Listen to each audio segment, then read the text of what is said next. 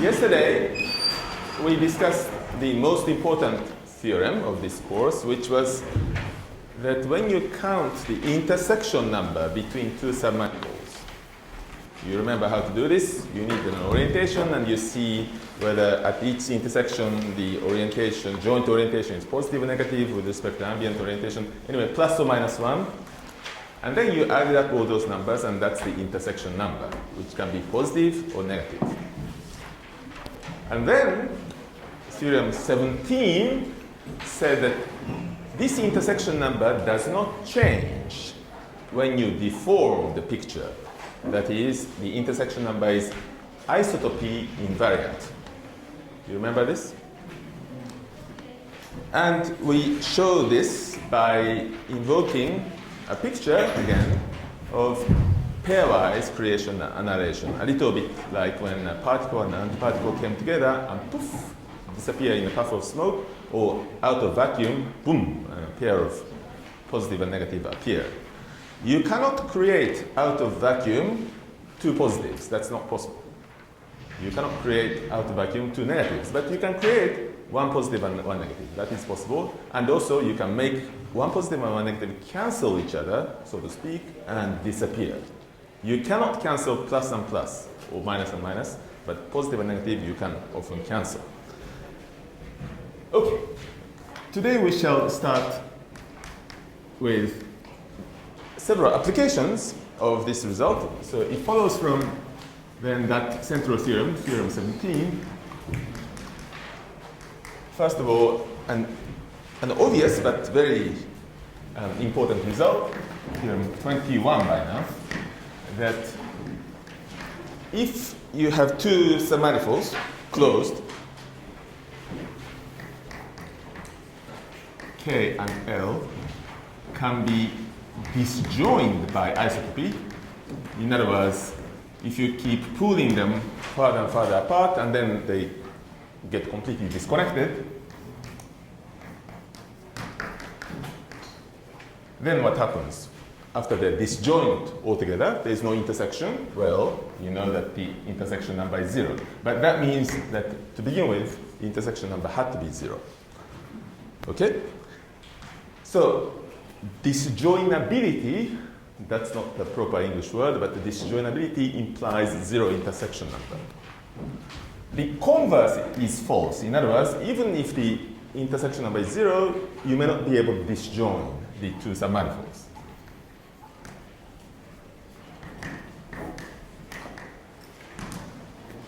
Here is an example to show that the converse is false. Consider a Riemann surface of genus 2, sigma 2, and on it we draw now a curve, a submanifold K, which we shall orient in this fashion.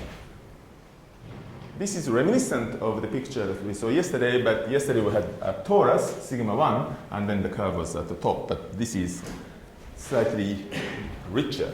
And then I'm going to take another curve which goes around the neck, if you like, and we shall call it L. And as usual, the orientation on the surface is what you expect, E1 and E2. It doesn't really matter what orientation you take, in fact, E2.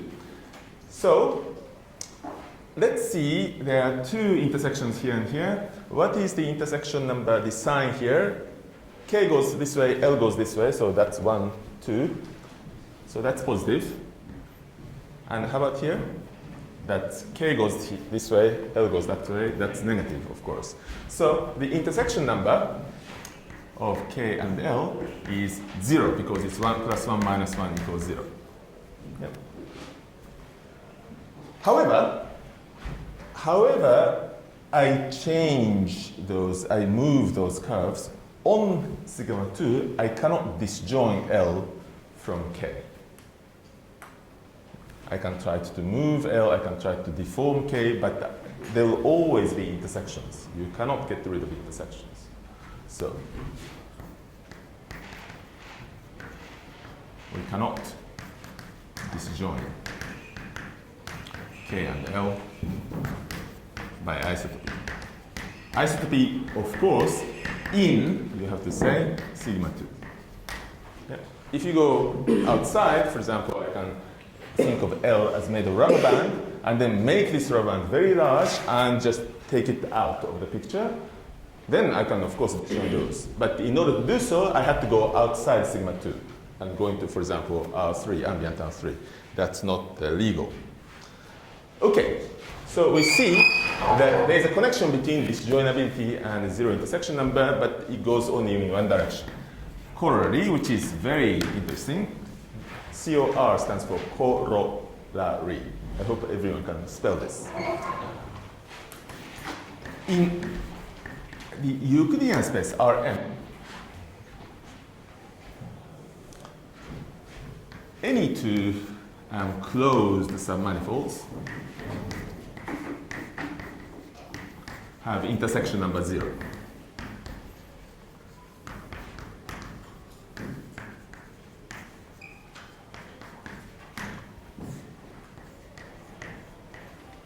You should remember at this point a challenge or a problem that I gave you yesterday, and I think it was in example 15. You remember, I think it was here, I drew a very complicated loop, another very complicated loop, and we counted all these signs, and it turned out that the intersection number was 0. And we asked whether it was possible to draw 2 loops inside R2 such that the intersection number was not 0. And we suspected that it was impossible. We suspected that in R2, the intersection number between 2 loops was always 0. Because there is some sort of alternation, plus, minus, plus, minus, plus, minus. Do you remember this? This corollary gives the solution to that exercise. In general, in Rm, if you have 2 closed submanifolds, of course, of dimension k and L, such that they add up to n, otherwise the intersection number doesn't make sense, they always have intersection number 0. And the proof is very simple. I'm going to draw a picture in R2, but in general, of course, this picture is the same. Let's note that we can move an object in Rm by just translating like this. Okay, just keep translating in one direction. You might think translation works in any space, but that's not true. For example, here, I cannot keep translating this L. If I keep translating, I eventually get stuck. So translation works, but only in some special spaces, but it works fortunately in Rms. The translation is an isotropy, of course. So we can use that isotropy. Okay? And what we shall do that is that we can translate the submanifolds in question, our submanifolds, so far away from each other that they become disjoint.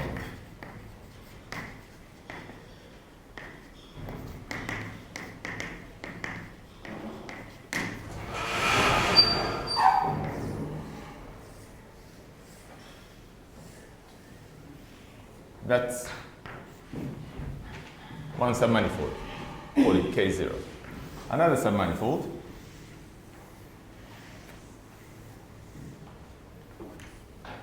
L0. So they're intersecting in many, many points. Okay? But grab this curve and then pull it this way.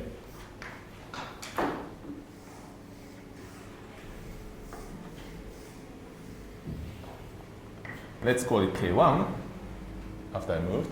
And grab L0, pull it this way.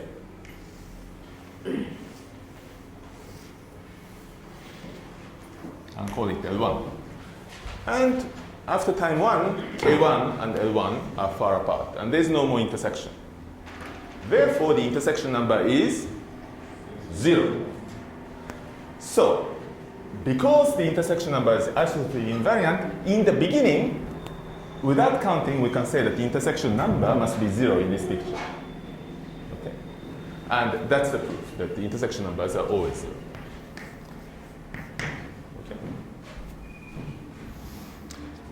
there are some other methods of which I shall mention one.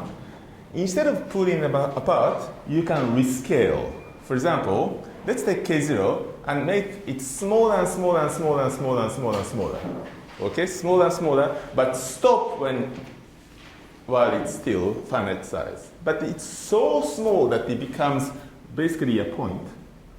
And then you can sort of kick it so that it doesn't intersect L0 anymore. And that's an isotopy. And in the final configuration, it's clear that there's no intersection. The intersection number is 0, so it's the same conclusion. Okay, so the theorem 21 applies. Good. How many of you have heard of the Jordan curve theorem? Jordan curve theorem. Nobody? Really? William, have you heard of Jordan curve theorem?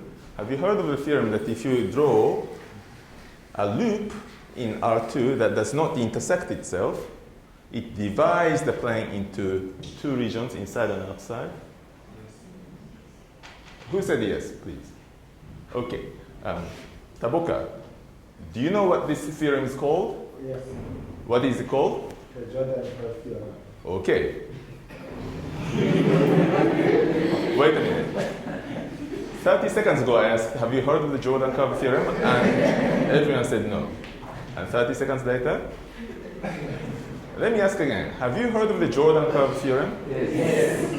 Wow, almost everyone says yes. What happened in the last 30 seconds? I think what happened in the last 30 seconds is that first, you didn't remember what Jordan curve theorem said, and second, you all woke up. Okay, good. So many of us have heard of Jordan curve theorem. Some of us may not have, but it's an obvious sounding theorem, which says that if you have a curve, a closed curve, which does not intersect itself on the plane, it divides the plane into inside and outside. You might say, it's not obvious? I'll show you an example where it's not completely obvious. Okay. What shall we do? We shall now not only prove the Jordan curve theorem, but prove a vast generalization in any dimension. So this result, the first big applied result that we shall get in this course is the generalization of the Jordan curve theorem. You might have heard also, Taboka for example, that the Jordan curve theorem is very difficult to prove. You might have heard this. Probably when you encountered it in your undergraduate studies, the lecturer or the book said, it's true, it's intuitive, but it's very difficult to prove, so we'll not prove it. Now, we shall prove it in a very easy way, thanks to pictures.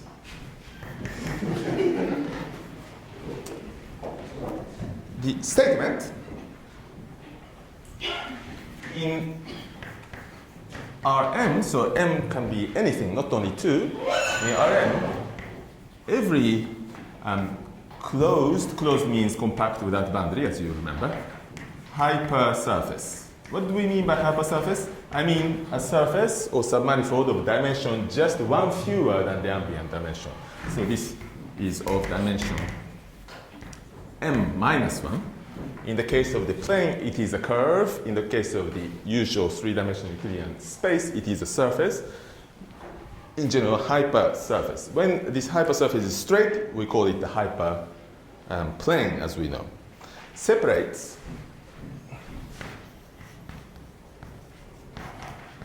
the ambient Rm into two parts. That's the statement. When m equals 2, we have the classical Jordan curve theorem. It is useful to begin by noticing that although many textbook writers and lecturers say this is obvious, it's not obvious. Even in dimension 2.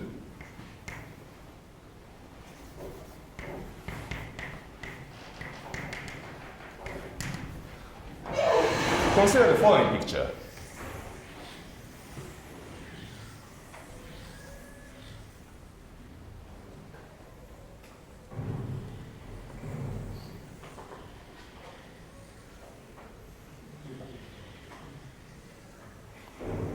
Okay, so I drew a curve, and it's a closed curve. Okay? Is it really obvious to you, please be honest, that this picture defines two separate regions on the plane?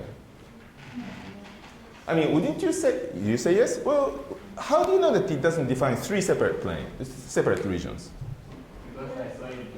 Yeah, exactly. But suppose that you saw this. Well, even after you saw me drawing, I don't find it obvious. For example, this point and this point, are they in the same part of the... Inside. And or not? It's not clear at all, right? So it's not obvious that the Jordan curve theorem is true. And moreover, it's even worse. It's not obvious, and in general, it's not even true. So people who say it's obvious are very much misguided.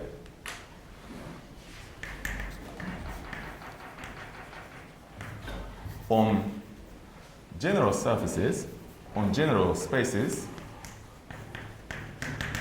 it is not even true. For example, let's say that we are living not on R2, but on T2, on the torus. 2 dimension, so the hypersurface is dimension 2 minus 1, 1. It's a curve. On the torus, you can draw a loop which does not separate the torus to wit, for example, this curve. It's a loop, but you see it does not separate the ambient space into two parts. This point and this point are connected. You can go around in the back. So the theorem is by no means obvious, and in fact, unless you state the hypothesis correctly, it's not even true. It's true because we are inside Rm. And it turns out that it's also true on the surface of a sphere, on Sm in general, but otherwise it's not true. Okay. So we shall proceed now to the proof of the generalized Jordan curve theorem. It's perhaps better called Jordan surface theorem, if you like. Let's argue by contradiction. So we shall assume that the conclusion is false. In other words, that you have a closed hypersurface which does not separate. Suppose that such a situation is possible, and we shall arrive at the conclusion, contradiction. So let's say that this is K, hypersurface. And it continues, of course, because it's a closed hypersurface. I don't know what it does. It closes somewhere, goes somewhere, and then closes up. Okay? Now, let K be a hypersurface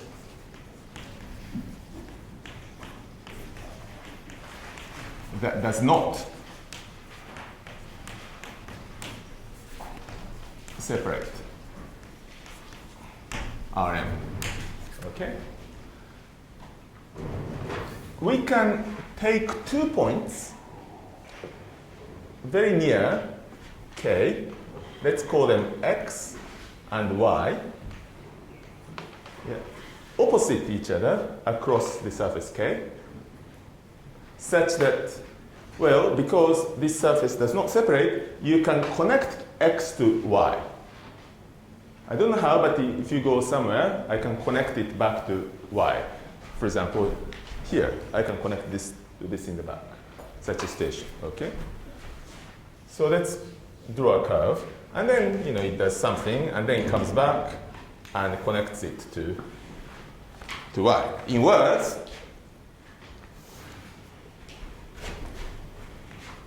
we can take 2 points, X, Y, yeah, opposite each other across K. You understand what I mean? The picture explains it.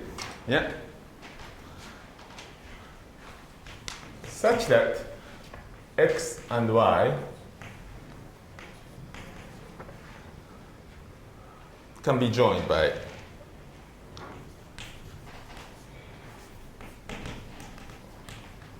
a curve. let's call this curve gamma. So this is the beginning of gamma, and then this is also part of gamma, curve gamma, that does not cross K. By the hypothesis of contradiction. Okay. Now, I shall close this curve. This curve is going all the way around and coming back. But let's add this bridge between x and y. This bridge crosses K, of course. Add the bridge like this between x and y. Okay. Now,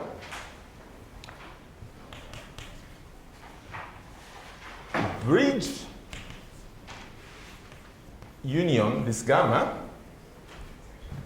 if you go around gamma and then the bridge, it is a closed loop.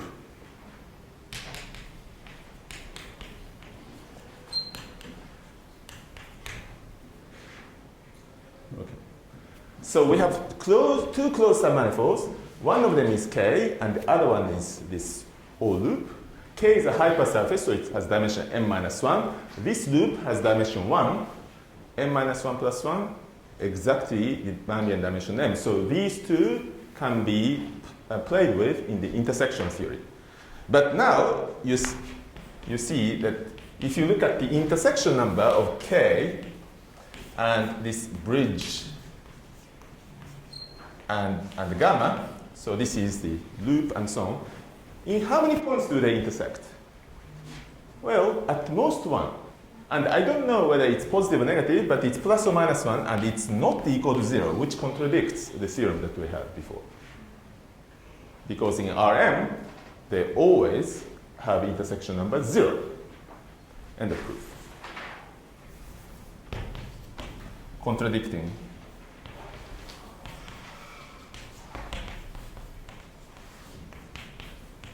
Which number was the theorem? Corollary, excuse me.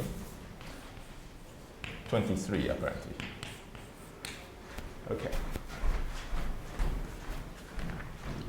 Fine. That's how you can use the intersection theory to prove results. Okay. In this proof, I did not say everything. For example, we proved that such a hypersurface, closed hypersurface, must separate Rm. I didn't say into two parts. Okay. But that's not too difficult to prove, it turns out. And I shall omit the details. If you want to know about this, you can ask me, but that's not all that important. Okay. Are there any questions about what we have done so far? This is the end of the current chapter, so I shall summarize. In this chapter, we started introducing the theoretical tools, the main theoretical tools of our subject, that is the intersection number. Before that, we had to talk about transversal intersections, when intersecting submanifolds have clean, if you like, and robust, stable, generic intersections. Sometimes the intersections were very, very ugly. You know, they were tangent to each other and so forth. But we saw that the transversal intersections were the general case. And if you had a transversal intersection, it was robust under perturbation. If you changed it a little bit, it was still transversal. And conversely, if you had a degenerate, non-transversal intersection, then small perturbation will make it transversal. And we defined the concept of intersection number for transversal intersections and show that this intersection number, theorem 17, from which we started, was isotopy invariant under deformation of pictures. Main approach to mathematics under deformation of pictures, this intersection number, this new invariant, was invariant. Okay. And we started using it in one special case, but that already gave us a proof, rather easy proof, if you reread it, of what is supposed to be extremely difficult to prove, the Jordan curve theorem. Okay. Good. Let's then move on to applications of all this material. From now on, we are halfway through the course, Wednesday of the second week. Well, congratulations on surviving so far. From now on, we have been climbing, and it will be descent. And we'll be harvesting lots and lots of applications, and I will try my best, within the limits of time, to mention as many applications to as diverse fields of science as possible. Fields that usually people do not think of as areas of applications of topology and geometry. We shall also consider those fields. So, first topic is fixed point theorems. If you have been doing mathematics for as long as you have probably encountered fixed point theorems. And after the break today, we shall begin a new sheet, and it's all about fixed point theorems. And you'll see that there are lots and lots of very cute problems that you can solve by considering fixed points. Here is the theoretical discussion.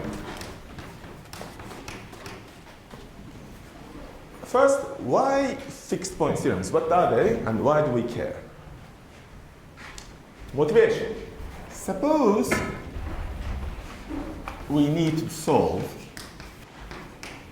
some equation of the form g of x equals 0. Okay? A very common situation, right? One can say that for many people, mathematics consists of solving equations. In fact, it's such a widespread misconception that people will say, oh, equation, mathematics, equation, equation this, equation that. When there are lots of formulas in mathematics that are not equations. For example, this is not an equation, it's called an inequality. And still, people insist on calling it equation. In fact,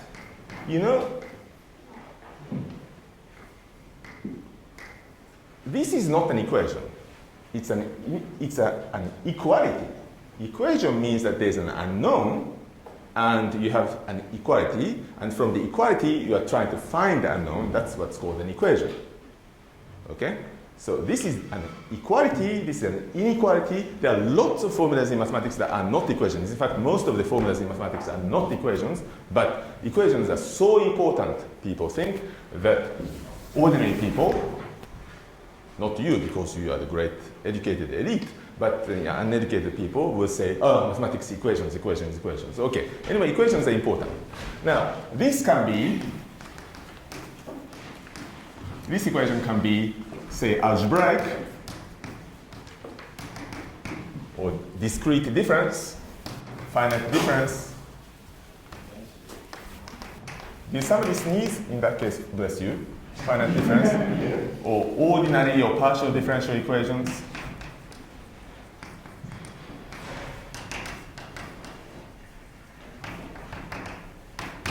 Integral equations, if you like, and so on. Anything. So consider any equation. X doesn't have to be a single variable. It could be multiple variables, multivariables. It can be even an infinite dimensional space, anything. So any equation that you want to solve. Do you agree that this is a very general situation? And if you can solve all such problems, we'll have made a lot of progress. You agree? Good. In fact, we can solve all these things. Let's define a new function, f of x, which is simply equal to g of x plus x. Then, trivially, g of x is 0 if and only if f of x equals x. Do you agree? But look, this means that instead of solving this equation, you can find points x that don't move or that are fixed by f. If you apply f, it's the same thing. Those are called fixed points. Bless you, in fact, to your loves twice at the exam. So solving any equation is equivalent to finding fixed points Such points are called fixed points of some map. Agree? It is just a translation, but it turns out to be a very powerful translation. So from now on, we shall be talking not about equations, but every time we have to deal with equations, we'll translate that into this language by that simple trick and talk about finding fixed points. Okay? So here is a way to think about the pictures. The graph of G might look like this. Okay? And then the solutions of the equation are here and here. You agree? What happens if I add the function x to this graph? Well, this is x, and the graph gets raised a little bit. That's going to be the graph of f. Okay? This plus x, you just shift it up like that. And to say that f of x equals x means that I'm looking at the intersections of the graph of f and of the graph, if you like, y equals x. So those 2 points are the fixed points. And you can see it, right? Because if I take a point here, look at its image, it's exactly the same value as before. Those are the points that don't move. Is that clear? So we shall work with this picture, which captures the other picture.